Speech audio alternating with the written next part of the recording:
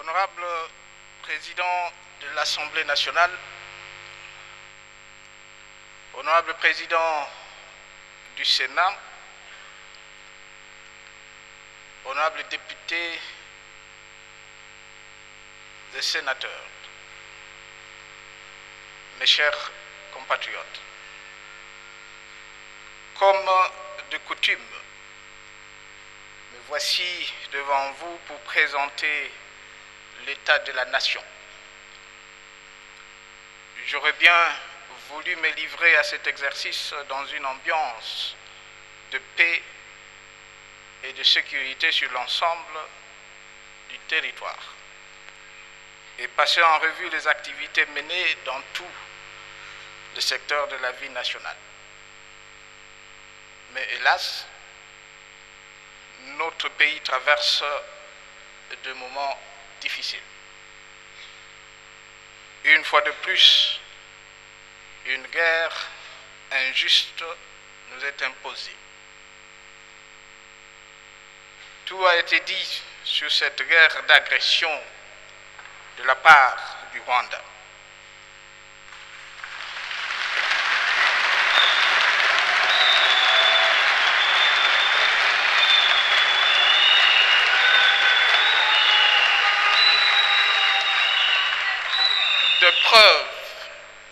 De preuves suffisamment documentées sont fournies aussi bien par nos services spécialisés que par différents rapports des Nations Unies.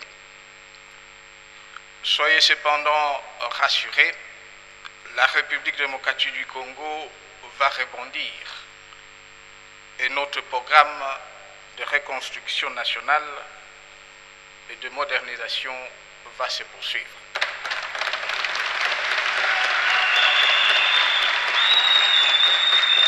Honorables députés et sénateurs, la situation de notre pays étant telle, vous conviendrez avec moi que je focalise l'essentiel de mon propos sur la situation sécuritaire et humanitaire actuelle dans la province du Nord Kivu. En effet, pour moi, dès lors qu'une partie du territoire national se trouve en péril, c'est toute la République démocratique du Congo qui est concernée et interpellée.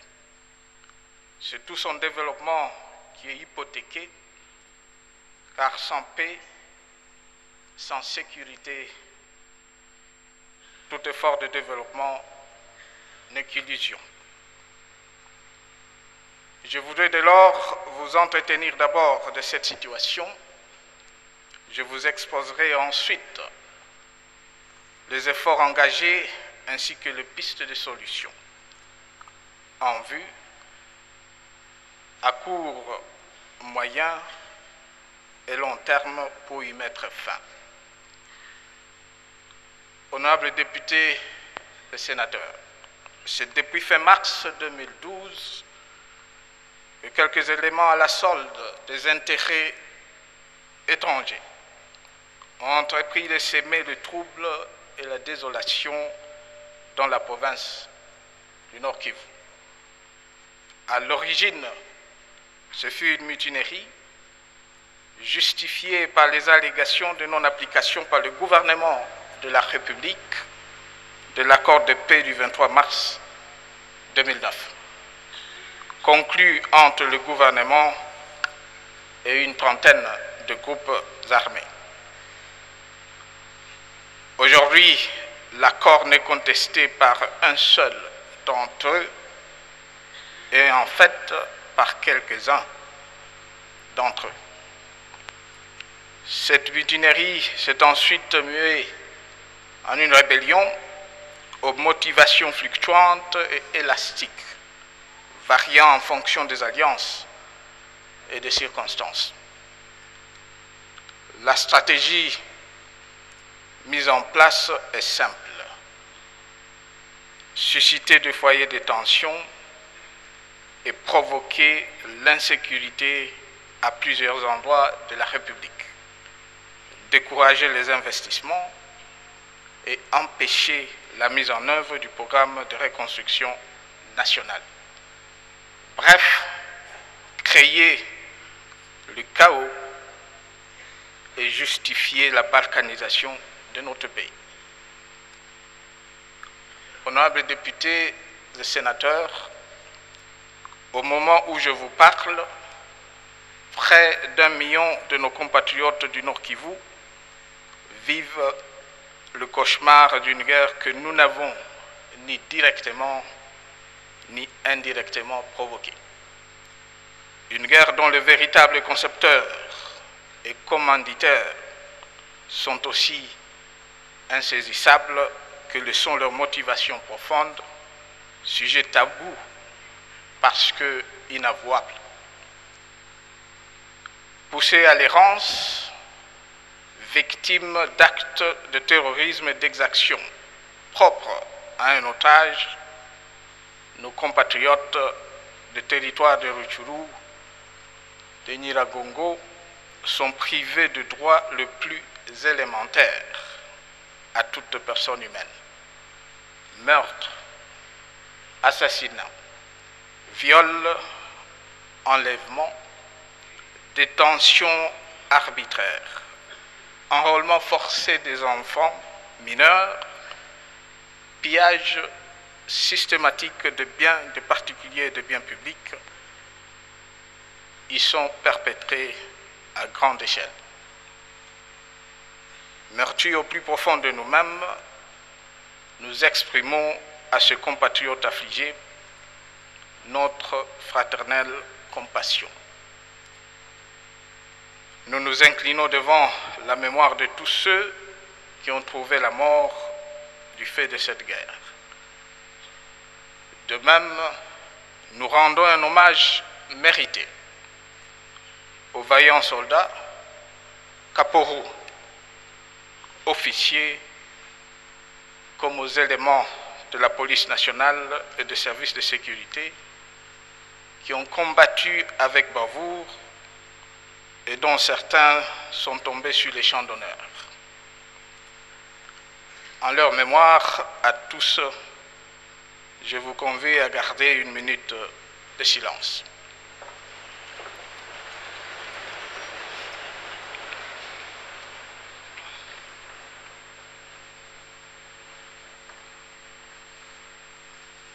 Je vous remercie.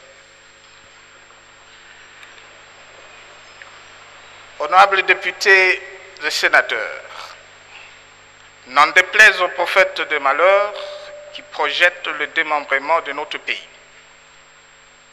la République démocratique du Congo est et restera toujours un État de droit, indépendant, souverain, uni et indivisible.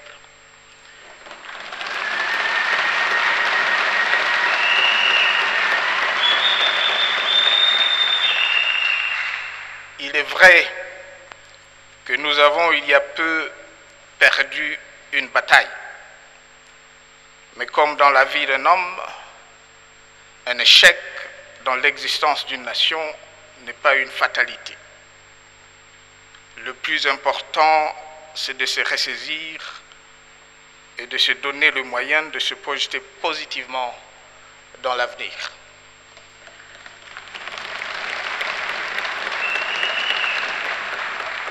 Apprêtons-nous donc à défendre notre mère patrie jusqu'au sacrifice suprême.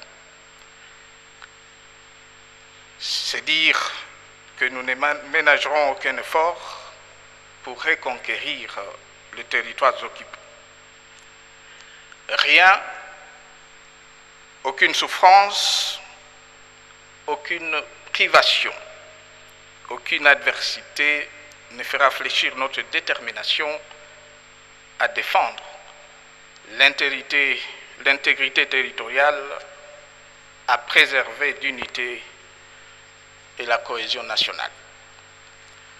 Honorables députés et sénateurs, pour mettre fin à cette nouvelle guerre, nous nous sommes dès le début déployés sur 3 fronts: diplomatique,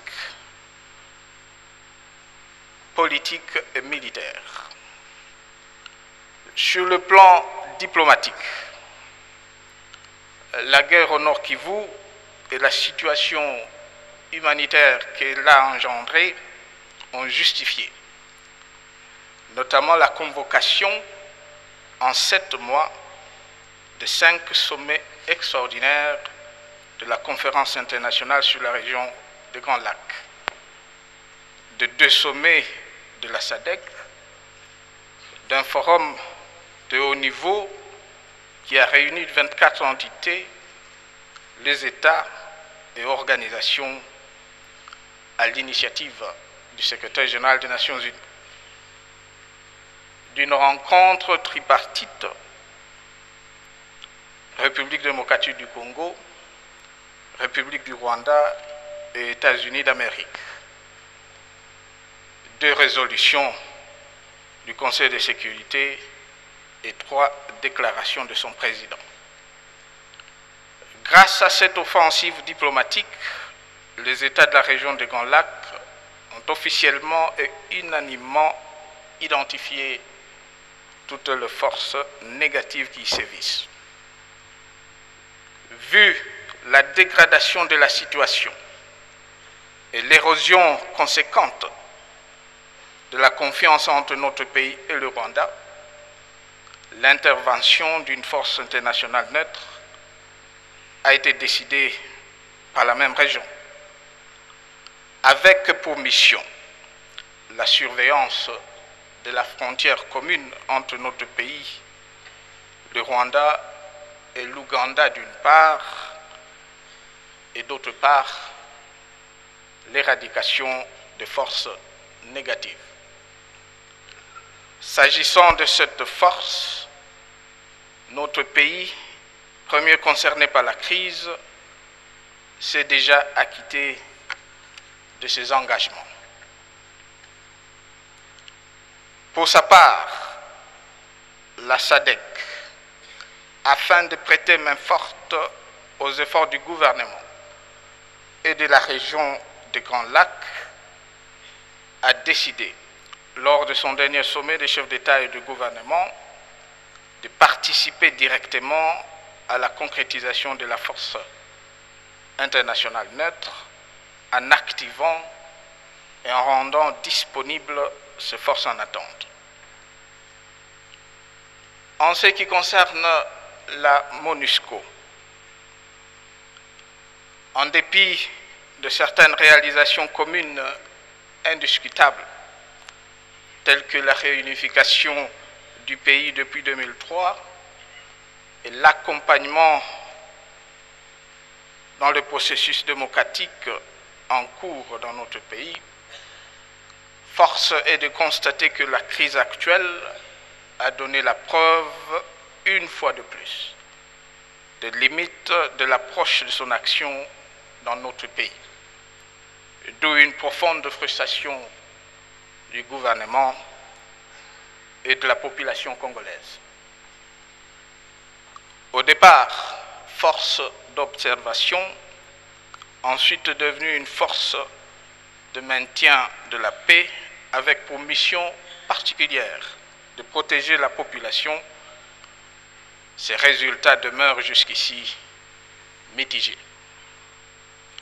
C'est pourquoi, tout en poursuivant notre collaboration avec les Nations Unies, nous avons exigé un réaménagement de son mandat afin de le mettre en phase avec les réalités du terrain. Nous attendons des discussions actuellement en cours au Conseil de sécurité des Nations Unies qu'elles aboutissent à son renforcement. Sur le plan politique, poursuivant la quête d'une solution à ce conflit armé, le gouvernement a accepté de rencontrer, sous l'égide de la région des Grands Lacs, ceux qui ont comploté et agressé la République démocratique du Congo afin de vider le prétexte de la déstabilisation. Une délégation officielle représentative de toutes les institutions politiques de notre pays et de la société civile a été dépêché à Kampala pour des échanges qui ont commencé lundi dernier. S'agissant de la nature de ce mouvement, de ses dirigeants, de ses motivations et de ce projet, la vérité est connue de tous, au pays, dans la région, comme partout d'ailleurs dans le monde. Je tiens à préciser que les échanges de Kampala ont pour objet de clarifier les enjeux et de situer les responsabilités dans cette guerre.